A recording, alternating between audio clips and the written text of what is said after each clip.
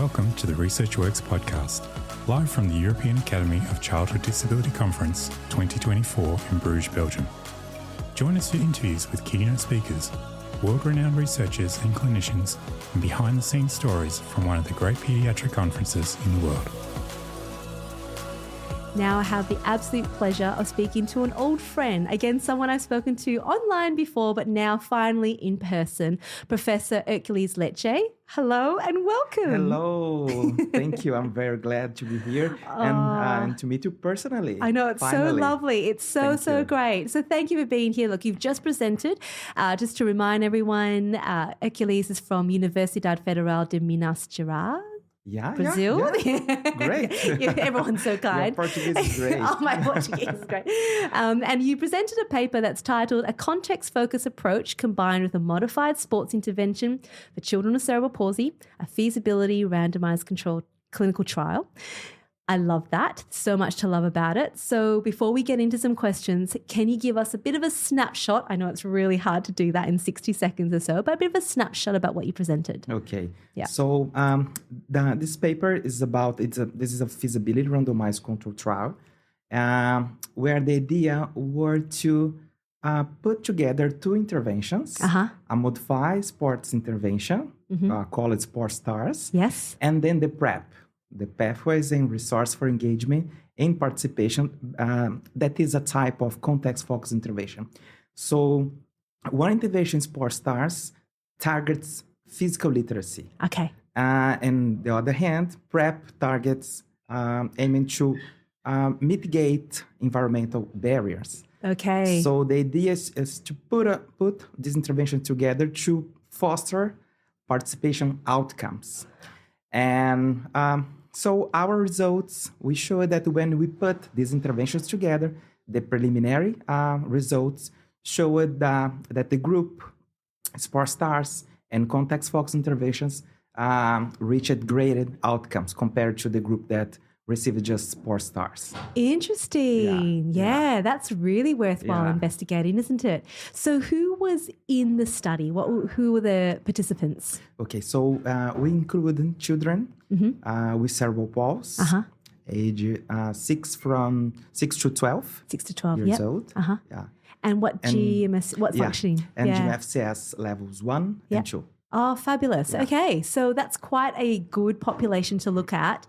Now, when you decided to put the two together, I always love knowing the backstory behind that because, yes, we know Sport Stars quite well, context-focused therapy, we all know quite well. What made you decide to put the two together? Yeah. So this idea came up actually because, as you know, countries, low and middle-income countries, face several challenges.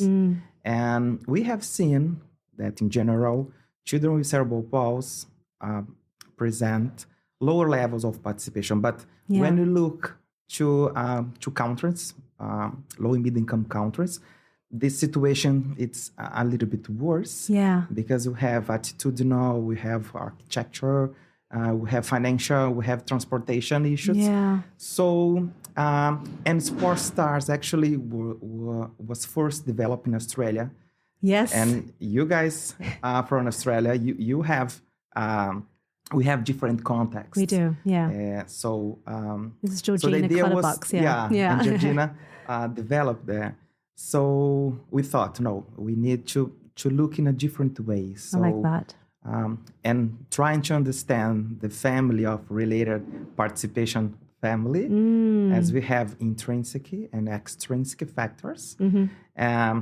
The intrinsic factors we already know very well. They are related to the body. They are related to the preferences. They are related to physical competence.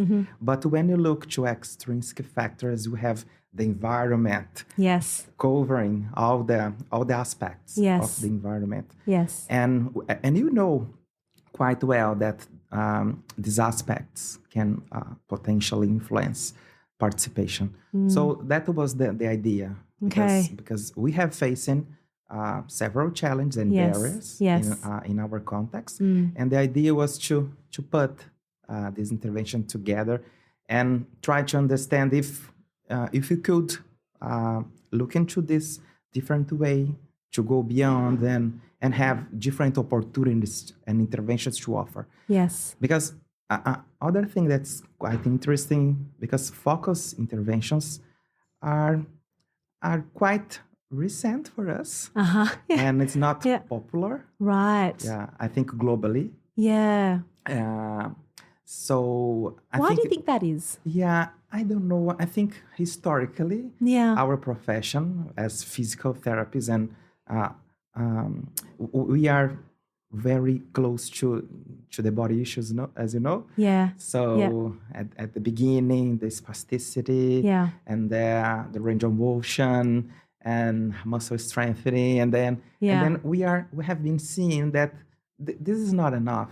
And we do need to move beyond. And look to the natural environment. So that's the point, to put these interventions together and investigate.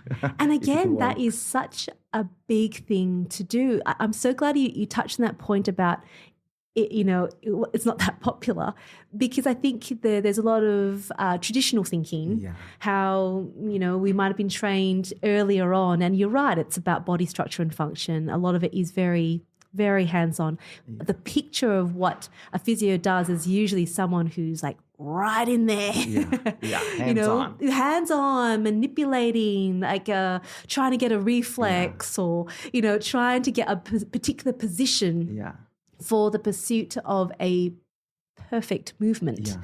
But the shift away from that to kind of say, actually, how children learn, they need to problem solve themselves, they need to experience movement, stepping away. It looks so different to someone's picture and image in their head. Exactly. But the evidence is really headed in a different direction. Exactly. So I love that you have decided to tackle this on, straight on and try to show another way, which is, I think your team has been really instrumental in that. I've been following and watching the work you guys have been doing for many years, and you're not just seeing barriers. You're kind of looking for solutions, and it's very inspirational. Yeah, really, really great.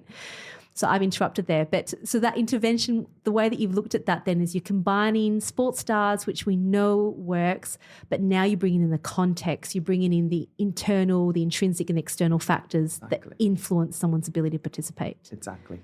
Does that take much more time to integrate that in? You need to build relationships with people, right? Yeah, exactly. That was not easy to run that study. First, we had to, of course, to perform and apply for instruction from Dana and read the manual and understand the intervention. And then when we start doing preliminary, like a pilot study before to begin, we start identifying some barriers related, for example, to therapists thinking and families thinking, because look, what they're gonna do? It's intervention, really. So and after the end, and at the end, we realized that the families were more engaged, and more empowered. Okay. So those are very important things. More empowered. Yeah. So, and that's the point, because the PrEP intervention, at the end, the final step is to empower family to keep going beyond. So when in the future they might face other challenges related to participation goals, they might be empowered to address the issues, the environmental issues. Because I guess accessing a health professional is not always that easy and costly. So you're really empowering families to take that on themselves as well. Exactly. And so what was the dosage again? Remind me of the dosage. How often were you seeing these kids? Yeah, the dose actually was higher in the group that received PrEP and Sport Stars. Okay. So we might think, for example, Sport Stars, 60 minutes a week. Okay. And the other group, nearly, I would add like 30 minutes, because it depends on the week. Sure. At the beginning, we have a higher doses because we are structuring the team, we are building the goals, we are knowing the family, we are it's creating very realistic. But at the as the weeks follow, the doses decrease because they are start dealing and achieving and overcoming the barriers. That's amazing. And so what outcome measures did you use to really show these changes? Okay, so as a feasibility study, we first investigated some, of course, some feasibility outcomes related to satisfaction, credibility, resources, and so on. And of course, contamination, because our idea now is to increase the sample size and now perform a more robust RCT. So we saw that the feasibility outcomes in general were very satisfied. But the idea was also to investigate the preliminary findings. Just to have an idea and also to help us calculate the future sample size. And then we investigated COPM, performance and satisfaction, family empowerment, and level of physical activity measured by actigraph measures, and physical literacy, the PLP Quest instrument, and PenCY. Fantastic. So quite a range for, I guess, what we call limited efficacy testing for feasibility, isn't it? You really looked at still quite a range in the ICF. And so all of them really were showing quite positive changes there. Was it pretty consistent? Was there anything that surprised you? We identified changes related to COPM and family empowerment. But the others outcomes we didn't see any change at first. And we have been discussing and looking at some similar studies. We have been seeing some consistency regarding the outcomes. So for example, if you have using instruments, they are straight, they are direct, and the family and the therapist know very well the goal that they're gonna achieve. That kind of instruments have been pointed us in general differences. I see. Compare, for example, to PenCY, it's a broad instrument and covers community, school, and house. It's difficult to find any difference in it's so true. In that very general and instrument. Look, I feel like we've been talking about that as a very similar theme to a lot of researchers, even just today. You know, our interventions, we're again very good at being very specific. We know that we need to be specific, functional, something that is relevant for the child, so it's quite individualized within their own context and environment. And then we have a measure that measures like everything. So you kind of can't pick out what is made the difference or whether it's all smoothed out. Doesn't mean it's not important to measure. It's just we need to find the right kind of outcome measures. Exactly. Such a challenge, isn't it? And pragmatic ones. Outcomes that might be replicated by other clinicians. That's right. Because feasibility outcomes, when you know that clinicians have a small amount, little amount of time to do evaluation, to perform evaluation, and so on. So we need to have pragmatic outcomes and that go straight. That's right. That's right. It's a very good challenge. I feel like it's something I think about a lot to be able to capture that. But, you know, we also want to, I think the same as you, we want that, but we also want to protect the kind of measures that get used as well. So it's not too varied. You know, you still need them to be robust. So I think, that there's a lot of work to go when it comes to that, isn't there?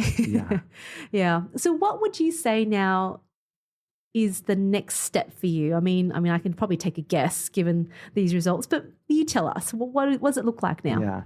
I think now, because these interventions in our university, we run as a research and as a community program. Yes. So we run that in parallel. Yes. So now thinking about research and community extension, community program, we're going to add the PrEP intervention as a protocol because we have been seeing, and we need that. Yes. Yeah. And talking beyond the research because we are actually investigating and performing sports stars with children with EACD. Okay. Fantastic. And that population is quite different from the cerebral palsy in terms of opportunities in the community. Sure. I have been seeing more opportunities for children with cerebral palsy, especially because they now they are less prevalent compared to EACD. True. And at the end of the intervention, the sport starts, the families start asking us, and now where to go, what to do. Yeah, that's right. Beyond the research. Yeah, I like that. So now our anxious and my students' anxious. We need to meet this need. We need to do the PrEP intervention as adjunct. Yeah, I love that. To go beyond. Gosh, it's very exciting. Now, I know you're involved in a lot of work, so I feel like I could talk to you for a very long time, but let's tee up another episode where I talk to you for about an hour. Yeah. Next time about all of the other work. Exactly. But congratulations on everything that you've done, your team. Like I said, I follow you guys closely. Thank it's so you. Wonderful to see so much solutions to what looks like a lot of barriers and also just really standing up for evidence-based practices. Yeah. I do see you guys do that a lot, and I know there's a lot of challenges in your country with a lot of non-evidence-based practices being implemented, but we want to find the best for our kids, don't we? So it's so important. Yeah. So congratulations on that. Thank you for speaking with us, to all of our listeners. I hope that was really inspiring for you as well. It certainly was for me. But we'll talk to you all again really soon. Bye. Bye. Thank you.